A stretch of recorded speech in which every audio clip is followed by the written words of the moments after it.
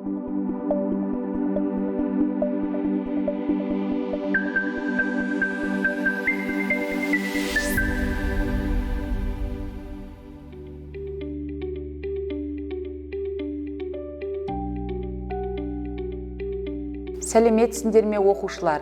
Бүгінгі сабаққа қош келдіңіздер. Бүгінгі сабағымыздың тақырыбы адам жанының сұлулығы. Сұлулық адам жанын марқайтатын, көзін қуантатын, тамсантатын, тәнті ететін, сүйсіндіретін көрініс. Қимыл әрекет, пішін және ой қиялдың жемісі. Солардың ішіндегі ең кереметі қоғам мен табиғаттың ерекше перзенті адам және сол адам жанының сұлулығы.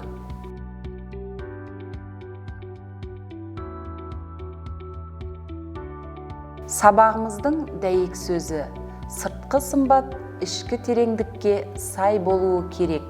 Евней Бөкетов. Дәйек сөздің мағынасын түсіну үшін мына сұрақтарға жауап беріңіздер. Адамға жан сұлулығы не үшін керек? Адамның тек сыртқы келбетіне байланысты сұлу деп айта аламыз ба? Неге? Ішкі тереңдік дегенді қалай түсінесіздер?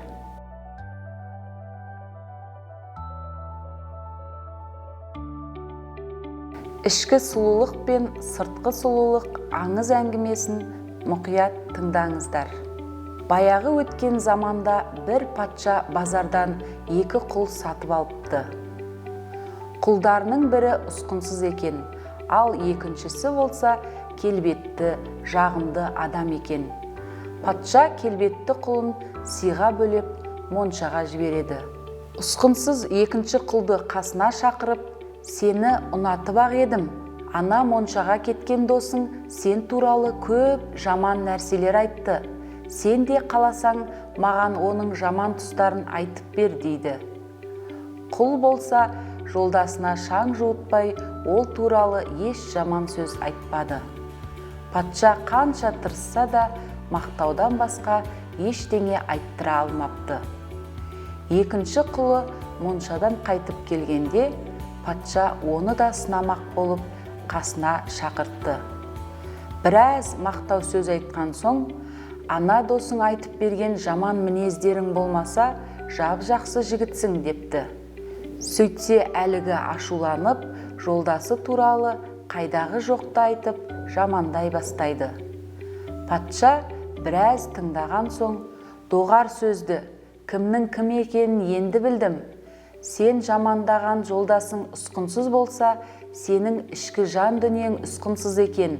Бар, қазірден бастап сол жамандаған досыңның қол астында істейтін боласың» депті.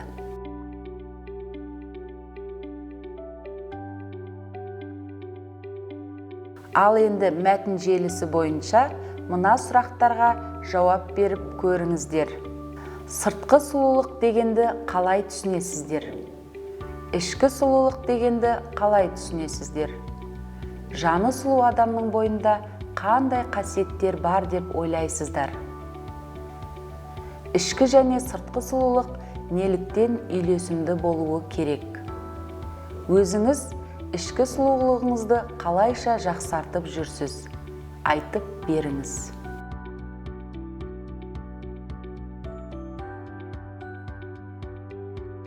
Жауаптарыңды отбасы мүшелерімен бөліс. Балалар, әр нәрсенің дүниеде өзіндік орны бар. Бұған дәлел ретінде келесі сұлулық жайындағы ұлағатты сөздерді тыңдайық. Сұлулық жайында ұлағатты сөздер: тән сұлулығы қартаяды, жан сұлулығы қартаймайды. Бөкен Би. Қарапайымдылық сұлулықтың басты шарты. Лев Толстой. Сұлулық барлық нәрседе бар, бірақ оны барлық адам көре алмайды. Конфуций. Адамның сұлулығы бұл сыртқы және ішкі сұлулығының үйлесімділігі. Ол адамның мінезінен, сыртқы келбетінен, рухани байлығынан көрінеді. Адамның көркем мінезі әдемі әдебі, нұрлы ақылы, жан дүние сұлулығы болып саналады. Ішкі сұлулықты әрдайым көзбен көре алмайсың. Оны адамның жасаған іс-әрекеттерінен байқауға болады. Ішкі сұлулық жанды жадыратып, айналаға ізгілік сыйлайды.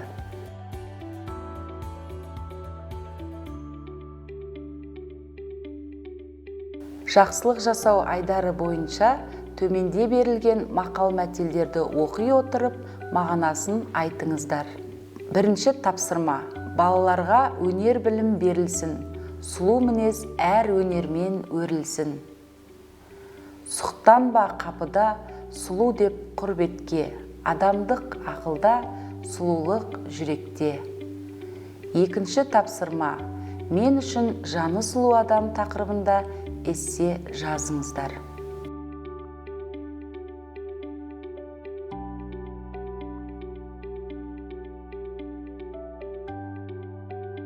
Екінші тарау бойынша алған білімдеріңді қорытындылау үшін жауаптарыңызды тұжырымдап, жоба күнделігіне жазыңыздар. Менің жобадан үйренгенім: жобада дамытқан құндылықтарым мен қасиеттерім. Менің жобадан түйгенім: көркем мінез, әдемі әдеп, нұрлы ақыл біздің ішкі жан дүниемізді әрлеп тұрса, қасиетіміз бен қадіріміздің артқаны. Сұлулықтың да бұл нәрселерден алыс тұрмасы анық. Қымбатты балалар, осымен сабағымыз аяқталды. Бүгінгі сабақ есте қаларлықтай болды деп ойлаймын. Алған қасиеттерді жүректеріңізге сақтаңыздар. Келесі кездескенше сау болыңыздар.